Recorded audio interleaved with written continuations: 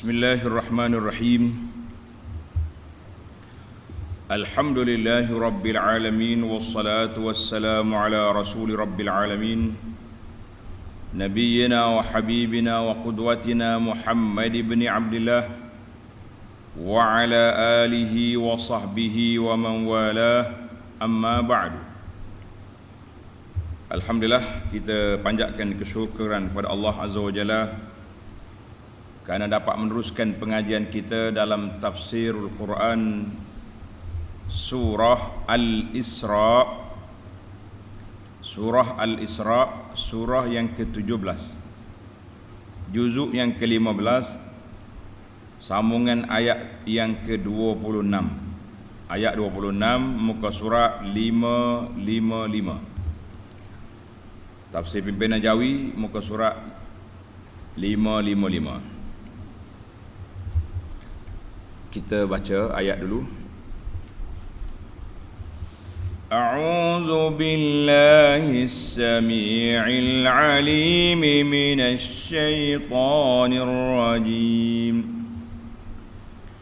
Wa aati dzal qurbaa haqqahu wal miskiina wa ibnas sabiil wa la tubadzir tabdhira. Innal mubadzirina kanu ikhwanash shayatin wa kana asy-syaitanu li rabbih kafura. Wa imma tu'ridanna 'anhum ibtigha'a rahmatin min rabbika tarjuha فَقُلْ لَهُمْ قَوْلًا مَيْسُورًا وَلَا تَجْعَلْ يَدَكَ مَغْلُولَةً إِلَى عُنُقِكَ وَلَا تَبْسُطْهَا كُلَّ الْبَسْطِ فَتَقْعُدَ مَلُومًا مَحْسُورًا. Inna rabbaka yabsutur rizqa liman yasha'u wa yaqdir. Innahu kana bi'ibadihi khabiran basira.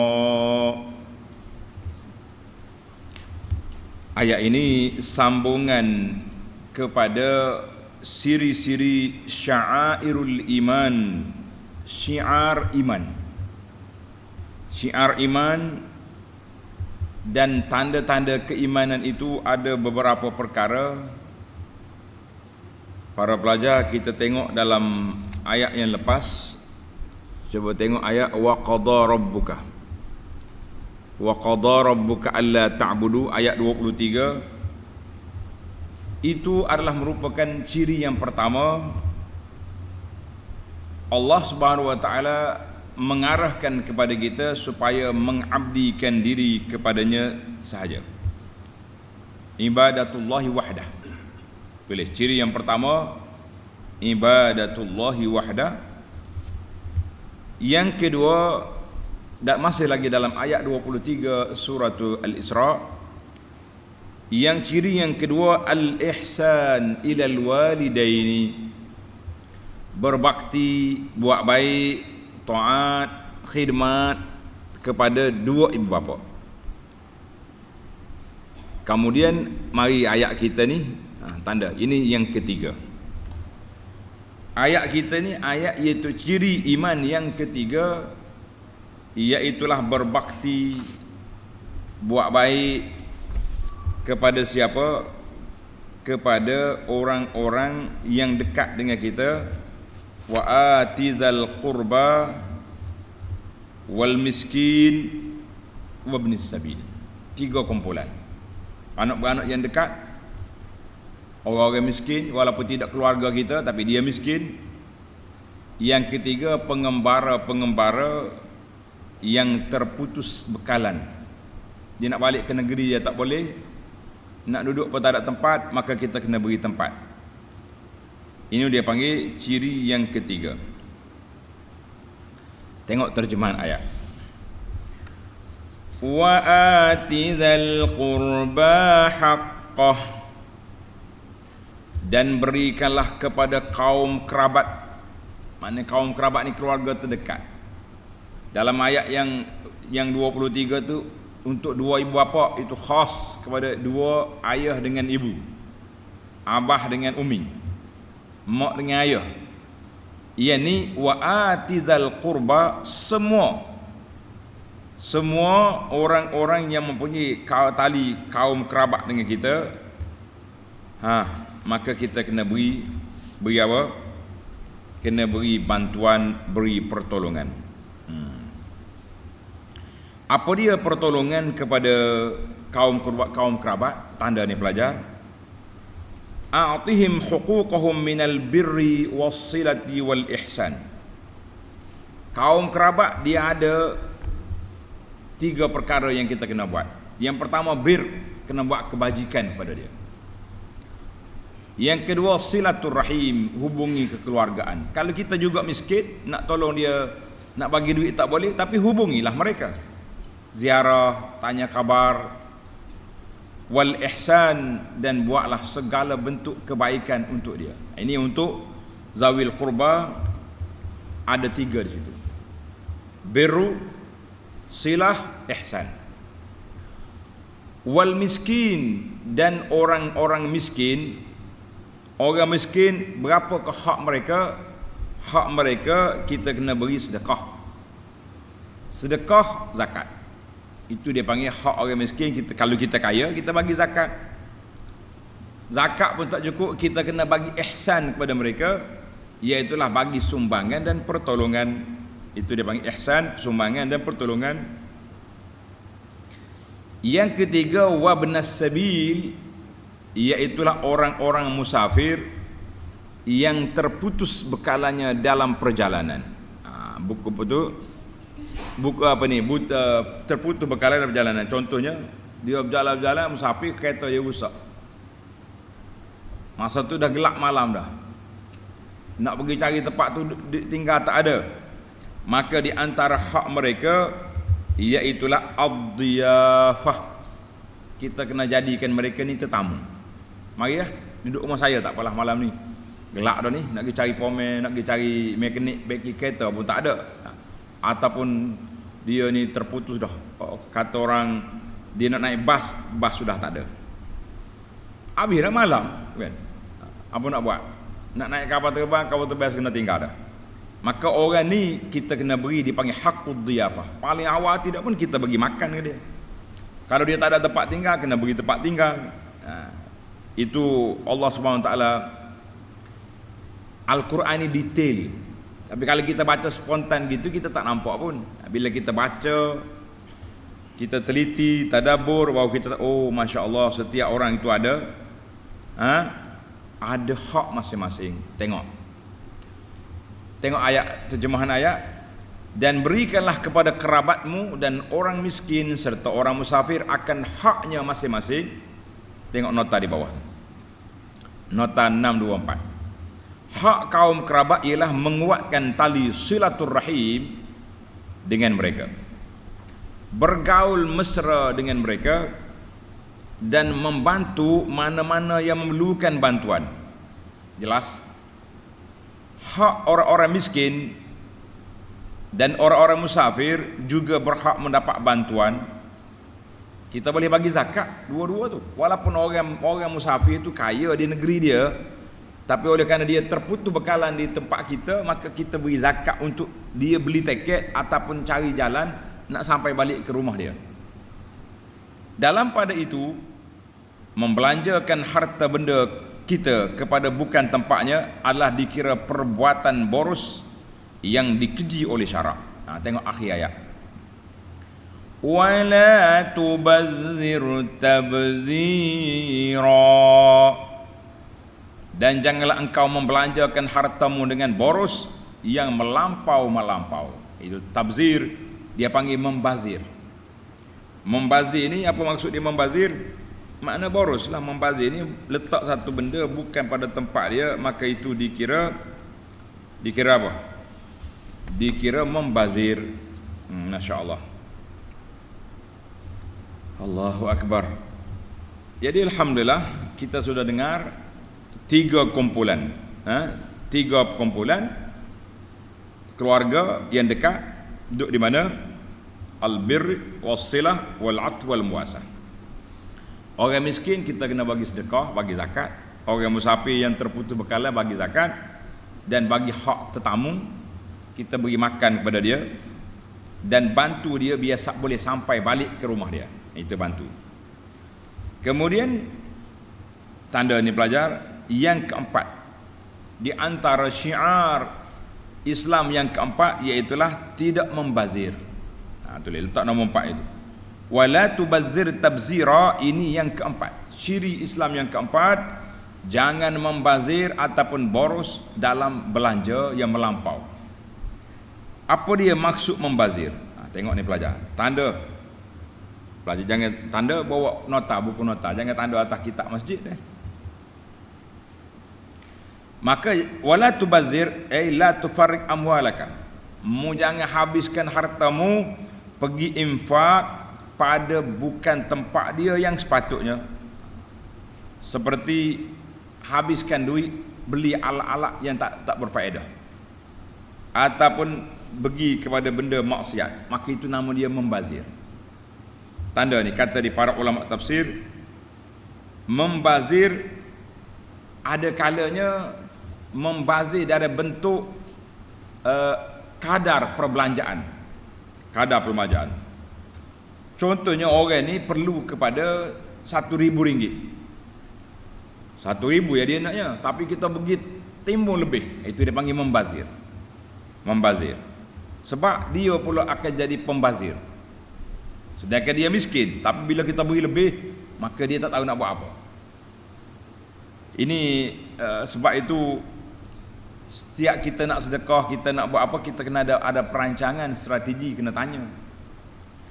Kadang-kadang seorang itu dapat bantuan banyak pihak. Pusat zakat dia dapat, Jabatan Kebajikan Masyarakat dia dapat, tapi dia tak mau pindah pergi duduk rumah yang baik. Dia duduk atas bangsa buruk supaya NGO ni pula mari. NGO ni pula dia suka cari tempat-tempat macam tu. Sebab apa? Sebab dia boleh ambil gambar dan dia boleh tular-tularkan supaya orang bagi lagi pada dia. Ini satu kes. Kita tak kata NGO semua salah, tidak. Saya pun ada NGO yang membantu orang miskin. Tetapi kita kena berstrategi, kena tanya dulu siasat orang kampung, kenapa rumah makcik ni teruk sangat. Kadang-kadang kita tular pagi ni, petang kan orang keluar, kerajaan dah bagi rumah BPRT, rumah apa ni, perumahan pada dia, tapi dia tak mau pindah sebab dia suka duduk sini. Kenapa? Sebab di sini adalah lubuk rezeki. Mana orang datang, orang cari rumah buruk, jejak kasih datang. Kalau duduk di rumah baru, siapa nak pergi? Ini pun kita kena siasat. Maka pembaziran itu dari sudut kadar kita beri. Orang berhak 1,000, kita bagi 10,000, itu lebih. Nanti dia beli benda yang pelik-pelik. Yang kedua, asal dari pembaziran dari sudut asal penggunaan harta, iaitu kita pergi guna harta itu di tempat yang tidak baik. Pergi tempat orang buat maksiat, maka itu dikira pembaziran. Maka kata di para ulama, dia kata pembazir itu tafriqul mal fi ghairi mujhi. Kita gunakan harta bukan pada tempat yang sepatutnya. Maka contohnya, infaquhu fil fasad. Dia guna duit dia dalam bab benda-benda yang tak baik, itu membazir. Walaupun sedikit. Contohnya seorang ini miskin, kita bagi duit dia RM10. Sepatutnya dia belilah makanan, beli beras ke, beli roti ke, biskut buat balik anak-anak. Dia pergi beli rokok. Beli apa? Rokok. Rokok ni ada faedah? Tak ada faedah langsung. Haram ada? Ada. Maka kita beri kepada orang ni sudah dikira membazir. Kadang-kadang kita tak tahu dia nak beli apa. Itu bukan salah kita, dia tu salah. Dia kata infak walaupun sedikit, tapi oleh kerana dia guna di tempat yang tak baik, maka membazir. Ataupun dia guna jalan yang tidak haram tapi boros, kita kata pelik sangat, itu juga membazir. Benda boleh guna sedikit kalau nak guna banyak, kan? Setiap orang yang beri duit dia kepada jalan kebajikan laisa bitabzir, walaupun dia bagi banyak. Contohnya orang ni nak buat masjid, dia kata tak apa, saya nak buat masjid, berapa nak bagi? 1 juta, saya bagi 2 juta, tak membazir, sebab ada pulangannya situ. Maka para jemaah sekalian, kesimpulan yang kita boleh kata, apa kesimpulan kita kata? Setiap perkara yang membawa kepada benda yang tak baik, mungkar, maka itu membazirlah harta dia, walaupun nampak baik tapi tak baik, ataupun berlebih-lebihan menggunakan dalam perkara yang harus, juga dikira membazir. Wala tubazzir tabzira, jangan membazir. Dalam hadis Nabi sallallahu alaihi wasallam yang diriwayat oleh Al-Mughirah bin Syu'bah, Al-Mughirah bin Syu'bah radhiyallahu anhu, sabda Nabi sallallahu alaihi wasallam, inna Allah azza wa jalla harrama alaikum uquqal ummahat wa wa'dal banat wa man'an wahad. Allah Ta'ala haramkan ke atas kamu menderhakai ibu bapa, haram. Orang jahiliah dulu pergi tanam anak hidup-hidup. Hari ni dia tanam, dia tak tanam anak, dia campak je. Nah, ambil budak-budak ni pergi campak dekat masjid, letak dekat stesen bah, dekat tong sampah, macam-macam ada. Wa kariha lakum salasan, dan Allah Ta'ala tak suka kepada kamu 3 perkara. Qila wa qala, orang cakap, orang kata. Orang kata saya dengar lah, ini semua ni cakap-cakap kedai kopi yang tidak berfakta, maka tak ada faedah. Yang kedua, wa kasrat as-su'al, banyak bertanya yang tak faedah. Kalau tanya kita nak tahu hukum, baik, tapi tanya yang tidak berfaedah tidak baik. Wa idha'atal mal, dan mensia-siakan harta. Maknanya harta kita guna di tempat yang tak baik, maka itu dia panggil orang yang membazir. Orang bazir ni apa jadi? Tengok ayat yang berikutnya, ayat 27. Innal mubazzirina kanu ikhwanash syayatin wa kana asy-syaitanu li rabbih kafura.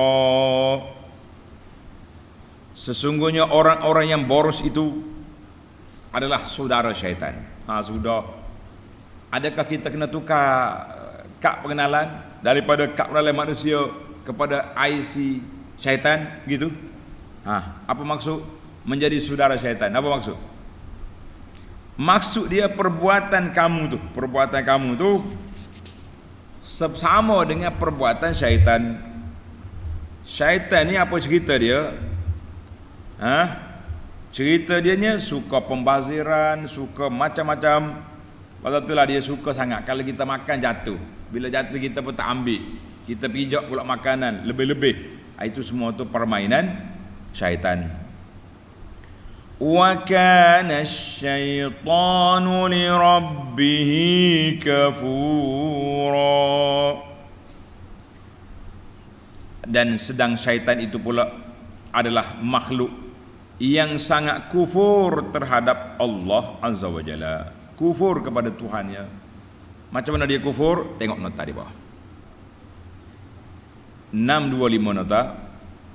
Orang-orang yang membelanjakan hartanya dengan boros pada jalan yang dilarang oleh Allah, jalan maksiat walaupun sedikit. Contohnya orang mari minta derma, tuan saya nak menganjurkan majlis pesta maksiat, minta derma sikit. Alah budak-budak ni, engkau ni kalau nak buat masjid aku bagi 1,000, tapi oleh kerana engkau nak buat maksiat aku bagi RM10. Itu pun haram, saudara syaitan, sebab dikira membazir. Kenapa? Sebab kita ada share, ada musyarakah di dalam maksiat, walaupun sedikit, dikira membazir.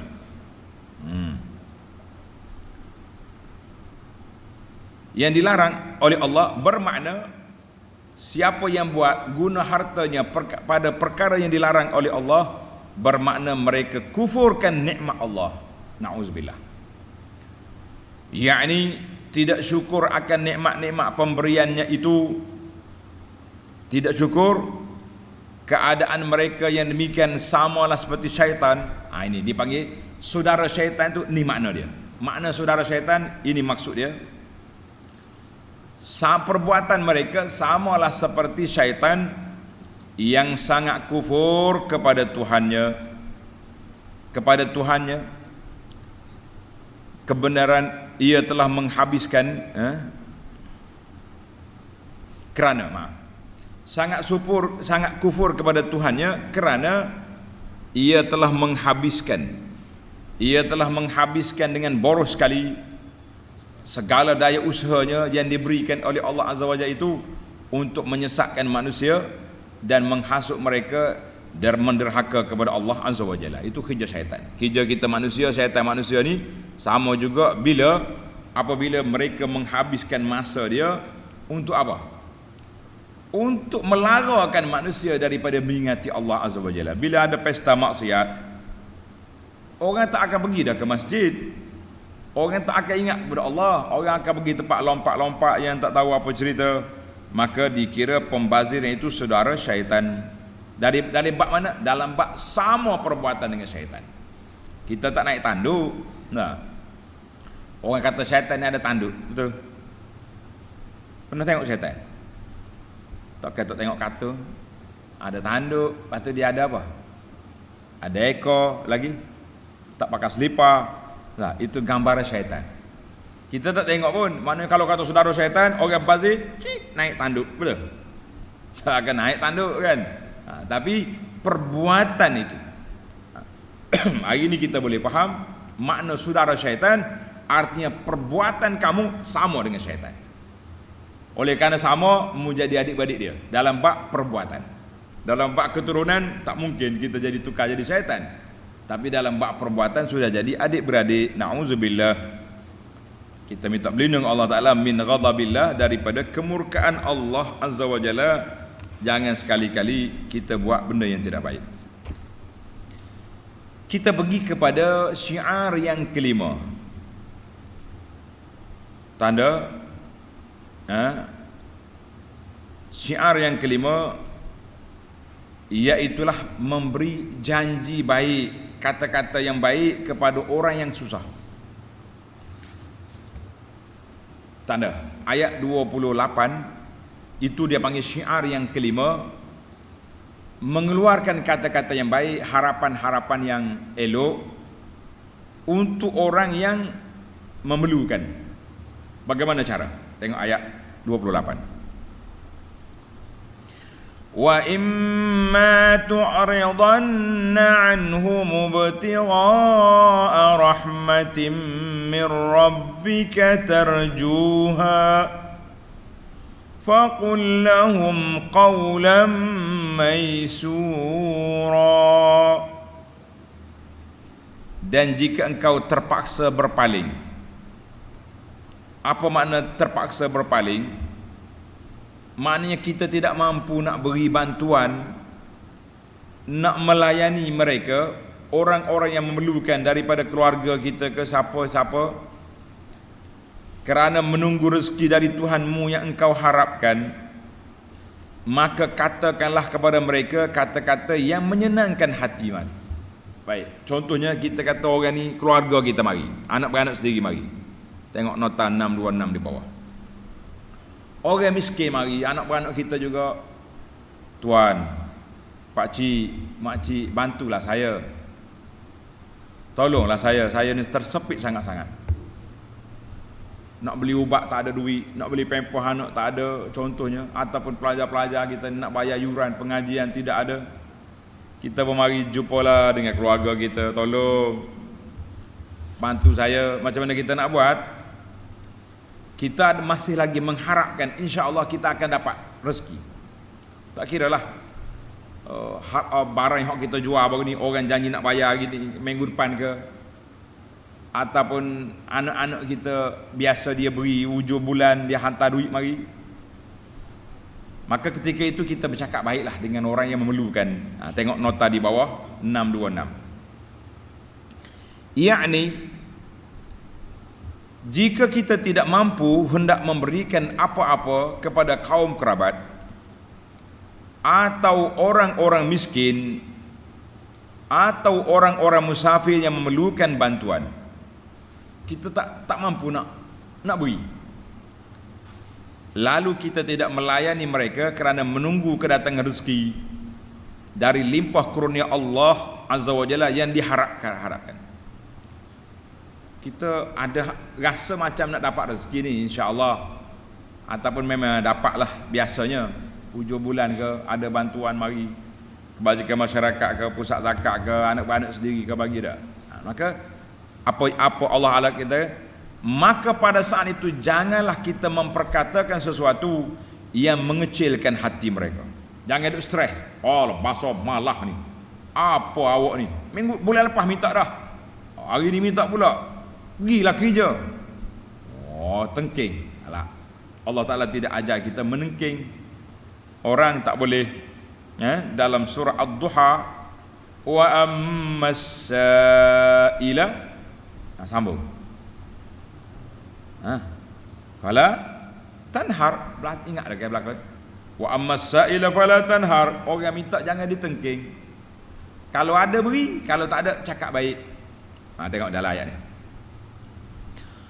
Maka pada saat itu janganlah kita memperkatakan sesuatu yang mengecilkan hati mereka, tetapi hendaklah kita berkata kepada mereka dengan cara yang baik dan berterus terang.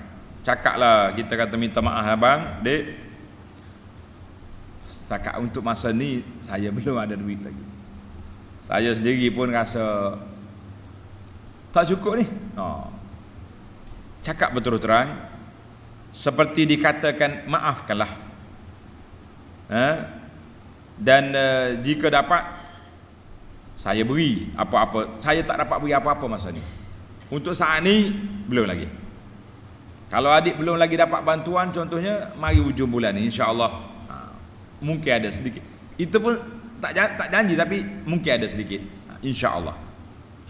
Pada kali yang lain jika ada saya akan beri. Maknanya kita cuba letakkan harapan yang baik kepada orang yang memerlukan itu, dan kita doakan kepada mereka, ya Allah ya Tuhanku, Allahumma yassir wa la tu'assir, permudahkanlah urusan sahabat aku ni, permudahkanlah urusan saudara kita ni. Jadi kita minta Allah, kita doakan. Orang ni dia suka dengan doa. Dia suka dengan doa yang kita ucap, kata-kata baik. Dalam bahasa hadis sunnah, Nabi kita ni yuhibbul fa'il.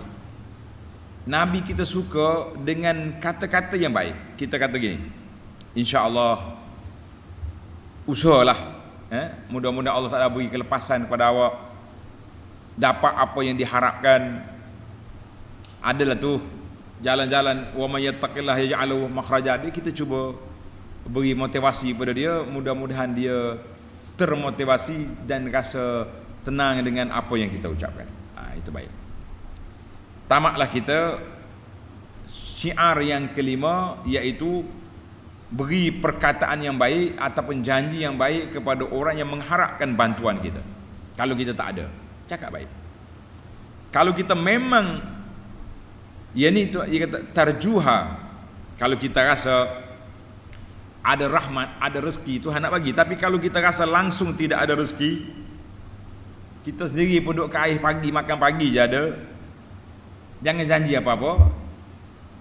Kita cakap baik dan kita doakan kebaikan. Maaflah saudara, saya pun tak ada juga ni nak bagi ni. Ni nak beli makanan untuk anak tengah hari ni pun tengah baru nak pergi cari, nak pergi menjala ikan ke apa benda, baru nak cari rezeki, kan? Sama-samalah kita doa kepada Allah Azza wa Jalla, minta Allah Ta'ala bukakan pintu rezeki untuk kita. Jadi masing-masing motivasi. Tamatlah kita pergi kepada ciri yang ke-6. Ciri yang ke-6, tanda pelajar, para penonton sekalian, ciri yang ke-6, syiar al-mu'min, simbol keagungan keimanan seorang mukmin itu apa dia? Al-qasdu fil infaq, berjimat cermat di dalam infak. Tadi larangan pada kita boros, kan? Larangan boros. Tapi hak ni ayat yang ke-29 ni pula, jangan terlalu bakhil. Bakhil ni orang Kelantan kata kupi. Jangan terlalu kupi dan jangan terlalu boros. Tengok ayat. ولا تجعل يدك مغلولة إلى عنقك ولا تبسطها كل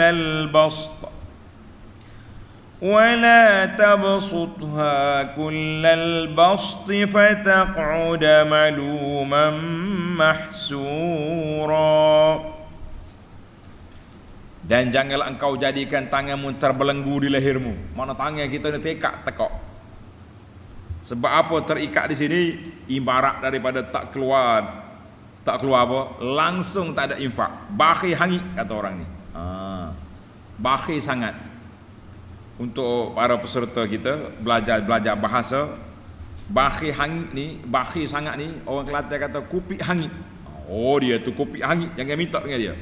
Makna itu dia panggil, mu jangan jadikan tangan kamu terbelenggu di tengkuk, mana tak ada holo-holo, tak ada lah. Jangan pergi minta.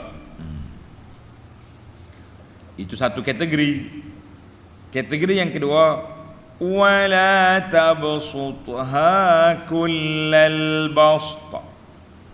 Dan jangan pula engkau mengholorkannya dengan sehabis-habisnya. Hak yang tadi belenggu sini, yang ni dua tangan hak. Silakan. Habis duit dia pagi ni, petang kagak tak ada, dia sendiri nak makan pun tak ada. Lah. Itu orang panggil orang tak cerdik menguruskan harta. Bila dia buat macam tu, fataq'uda maluman mahsura, kerana akibatnya akan tinggallah engkau dengan keadaan yang tercela serta kering keputusan. Kering lamu ni nak kata apa? Dia punya, tengok nota di bawah, nota 627. Yakni janganlah engkau bersifat bakhil, kedekut, ibarat orang yang telah terikat tangannya di lehernya, nak holo tak boleh, terikat di sini. Dan jangan pula engkau bersifat boros, ibarat orang yang sentiasa mengholorkan tangannya sehabis-habisnya dengan tidak tersekat-sekat. Kerana sifat-sifat yang demikian akibatnya akan menjadikan engkau tinggal dalam keadaan tercela di sisi manusia. Bila kita boros, habis dah duit, orang akan hina kita. Dia ni masa ada duit dulu tak tahu, tak erti nak guna. Sekarang duk minta dengan orang pula. Orang akan cela kita.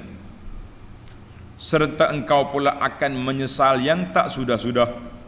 Tak menyesal, tak habis-habis lah. Penat kita main dengan orang tak erti menguruskan harta. Jangan. Ayat ini, tengok nota lagi. Ayat suci ini mengajar umat Islam menjalankan dasar ekonomi yang sebaik-baiknya dengan berjimat cermat, secara yang sederhana, tidak bersifat bakhil kedekut, dan tidak pula bersifat boros membazir. Dua tak mau kita. Terlalu bakhil, bahaya juga. Terlalu boros juga bahaya. Yang kita nak, wa kana baina zalika sabila. Allah Taala ajak kepada kita jalan tengah. Jalan tengah ni apa dia? Iaitulah jalan sederhana. Jangan bazir, jangan boros. Dua tu. Kalau kita membazir, lepas tu kita boros pula, maka kita kata ini dua-dua perkara yang tidak baik, yang diajarkan oleh Allah Azza wa Jalla kepada kita. Apa dia? Yang Tuhan ajar kepada kitanya, supaya jaga betul-betul. Dalam sebuah hadis Nabi buat satu analogi bandingan. Dia kata apa? Masalul bakhil, tanda ni pelajar. Kita rasa pelik sikit ni dah. Masalul bakhil, bandingan orang yang bakhil. Wal munfik. Seorang ni bakhil, seorang ni suka bagi infak, bagi derma. Seperti dua orang laki-laki yang pakai baju jubbatani min hadid, Allahu Akbar. Dia ada baju yang dibuat daripada besi. Buat daripada besi. Jubah dia ni mana jubah macam abaah tu, macam orang Arab pakai selimut. Jadi pakaian dia tu dari mana? Dari dada dia ni sampai ke tengkuk. Sampai ke tengkuk.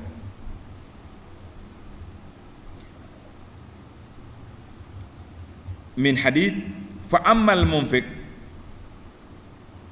orang yang bagi nafkah itu, orang yang suka bagi nafkah, apa dia buat? Fala yunfiq illa sabagat aw wafarat ala jildihi. Mana dia sentiasalah dia sambung baju dia tu sampai tertutup dia punya body dia. Dan bila dia berjalan tak ada kesan jalan dia tu, dia tarik dia kain dia tu, di baju dia tu, mana hilang. Orang nak musuh nak cari dia tak jumpa. Wa ammal bakhil, ada pun orang bakhil ni dia tak mau apa ni, tak mau infak. Jadi baju dia setakat tu, setakat ni. Apa jadi? Dia nak tarik tak boleh dah, baju besi. Di sini hadis ni dalam Bukhari Muslim, kata di para ulama hadis ni menunjukkan bahawa bahayanya orang yang bakhil, baju tu baju besi tapi tidak menyelamatkan dia. Setakat ni ada orang mari potong kat bawah tu, potonglah dia kan. Maka orang yang seorang lagi tu sentiasa dia sambung, mana menyelamatkan kita ini daripada apa? Daripada api neraka. Sebab apa? Sebab kita telah menyelamatkan diri kita daripada perkara itu. Allahu Akbar. Orang bakhil, setiap kali dia bakhil, duit dia tak keluar, tak infak, maka Allah Ta'ala akan hilangkan keberkatan daripada harta dia. Sebagaimana yang ditularkan satu hadis, pada waktu pagi dua malaikat doakan, Allahumma a'ti munfiqan khalafan wa a'ti mumsikan talafa. Ya Allah, berikanlah kepada orang yang suka derma ganti. Dia derma, Allah Ta'ala ganti duit lain pula dia, rezeki lain. Wa'ati mumsikan talafa, dan berikanlah orang yang bakhil itu harta dia rusak. Kalau tak rusak pun tak ada berkat, duduk sebek situ je kata orang. Duduk kat situ je.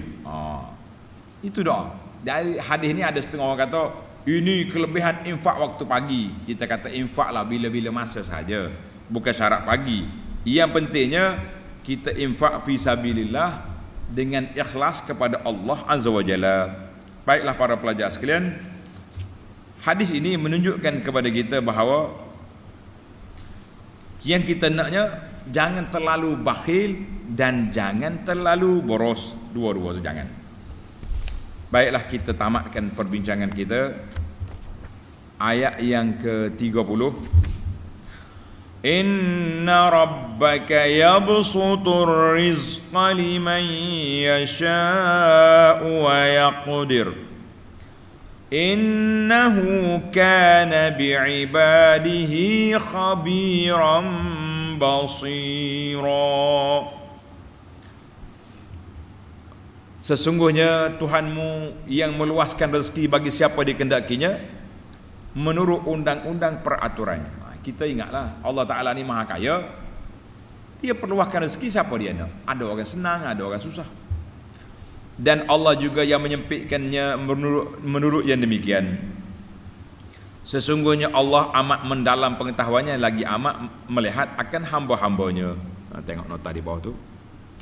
Yakni, kalau engkau tidak memberi bantuan kepada orang-orang yang memerlukan bantuan, maka janganlah engkau bersedih hati, kerana Allah jualah yang meluaskan rezeki seseorang, dan Allah lah juga yang menyempitkan rezeki seorang yang lain. Semuanya itu ada hikmahnya, kerana Allah jualah yang lebih mengetahui akan keadaan hamba-hambanya, yang dimewahkan rezekinya, yang disempitkan. Ada orang susah, ada orang senang. Kita nak suruh jadi senang semua tak boleh, nak suruh jadi susah semua pun tak boleh. Allah Ta'ala yang maha berkuasa, dia telah atur supaya ada kita ni masing-masing perlu memerlukan.